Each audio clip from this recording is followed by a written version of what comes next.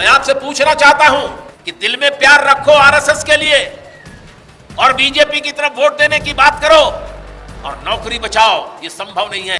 देश की प्राकृतिक संपदाओं पर लूट का खतरा मोदी के नेतृत्व में बढ़ गया है। प्राकृतिक संपदा है, इसको बचाने के लिए जरूरी है कि देश के तख्ते ताउस से मोदी को उखाड़ फेंका जाए और इसे किनारे फेंक दिया जाए। वो साउथ अफ्रीका में और बैठे चंद्रयान को देख रहे हो और कह रहे हो चंद्रयान भारत का जो है मेरी वजह से चंद्रमा के धरातल पर उतर गया। भारत के वैज्ञानिकों को हम सलाम पेश करते हैं जिन्होंने चंद्रयान को हमारे चंद्रमा की धरती पर उतार दिया। प्रधानमंत्री जी, आपने आजादी के अमृत महोत्सव में महिलाओं के सशक्तिकरण के साथ साथ मणिपुर में महिलाओं का निर्वस्त्रीकरण कर दिया। ये आपकी सबसे बड़ी कामयाबी है। पंछी ये समझते हैं कि चमन बदला है और सितारे ये समझते हैं कि गगन बदला है, मगर मरघट की खामोशी ये कहती है मोदी जी को देखकर, मगर मरघट की खामोशी कहती है ये लाश वही है, सिर्फ कफन बदला है।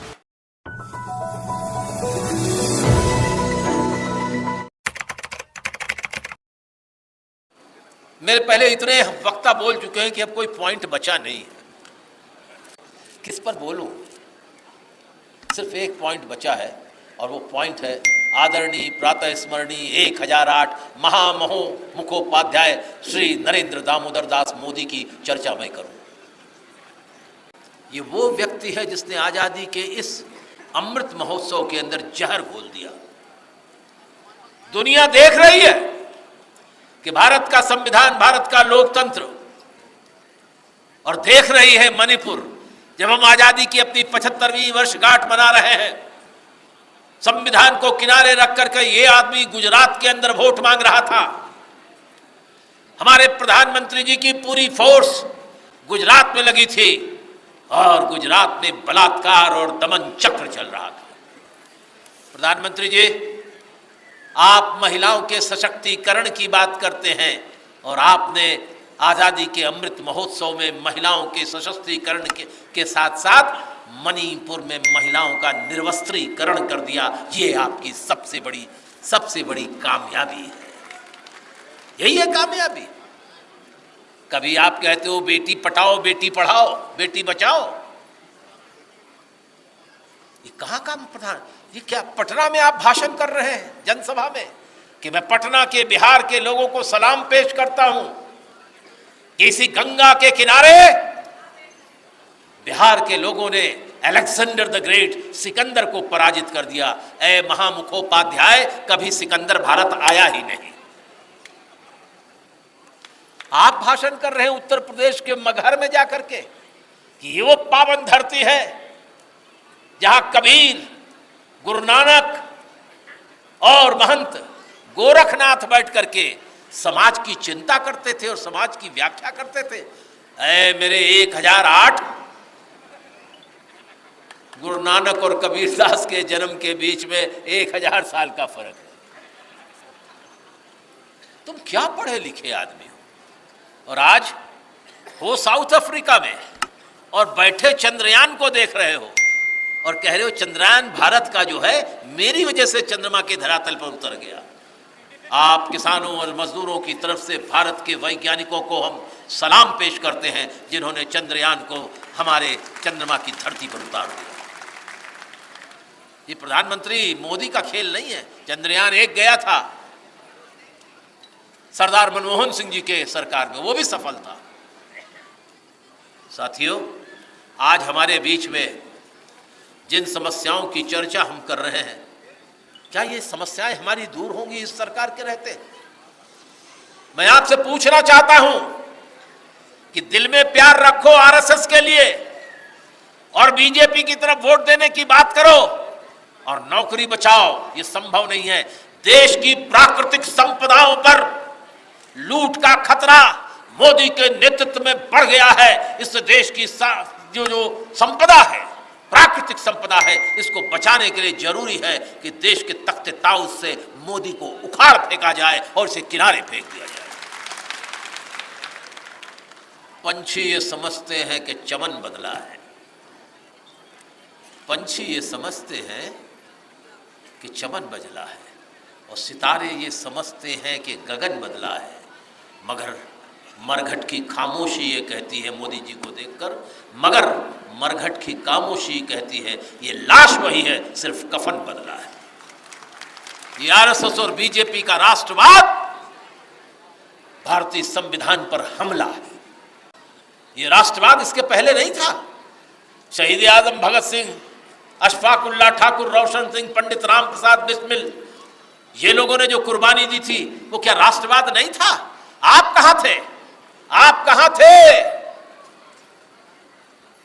23 साल का भगत सिंह फांसी के तख्ते पर चढ़ जाता है और 26 साल के आडवाणी जी राजनीतिक रूप से नाबालिग रहते, देश की आजादी की लड़ाई में हिस्सा नहीं लेते। गोलवलकर 44 साल का था, आजादी की लड़ाई में कभी उन्होंने हिस्सा क्यों नहीं लिया? और हमको राष्ट्रवाद पढ़ा रहे हैं आप। इसलिए आज की तारीख में जरूरी है कि हम जहां एक और किसानों की बात कर रहे हैं, बिना किसानों के देश बचेगा क्या? कौन खिलाएगा इनको? 1967 के पहले पीएल 480 का गेहूं खा रहे थे ना।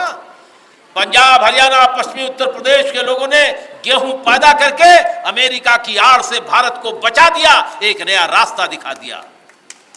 आज फिर से हमारी धरती पर कब्जा करने के लिए कॉर्पोरेट फार्मिंग की बात हो रही है। इस कॉर्पोरेट फार्मिंग से हमको बचाना है देश को, इस कॉर्पोरेट फार्मिंग से हमको अपने खेतों को बचाना है।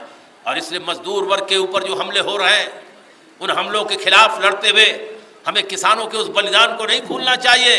750 किसान आंदोलन में बलिदान दिए। किसी एक आंदोलन में भारत के आजादी के बाद 13 महीने में इतना बड़ा बलिदान किसी वर्ग ने नहीं दिया। 750 किसानों ने। मैं सलाम करना चाहता हूं उन महिलाओं को। गौर करिए, लाखों लोग दिल्ली के दरवाजे पर संसद में थे।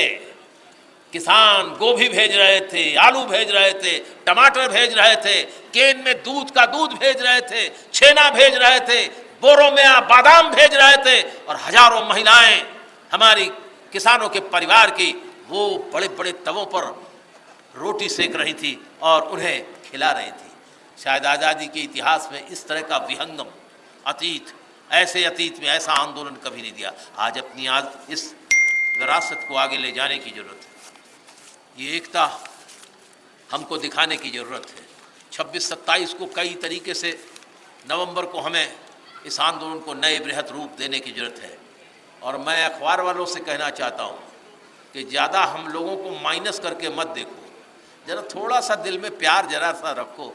जितनी मोदी साहब का जिंदाबाद करो, कभी कभी ये भी तो कहो कि ये दीवाने दिल्ली में आ गए, राजधानियों में हमारे देश के किसान और मजदूर मतवाले आ गए। हम संघर्षों से पीछे नहीं हटेंगे, नए रास्ते को चुनेंगे। इन शब्दों के साथ अपनी बात कहते हुए मैं कहना चाहता हूँ, जरा एक बार नारा लगाइए, मजदूर किसान एकता जिंदाबाद। मजदूर किसान एकता जिंदाबाद। और हम ये कहना चाहते हैं, मजदूर किसान बढ़ो आगे, बदलो बदलो ये सरकार। मजदूर किसान बढ़ो आगे। अरे इस आवाज से कहीं बदल पाओगे क्या? मजदूर किसान बढ़ो आगे।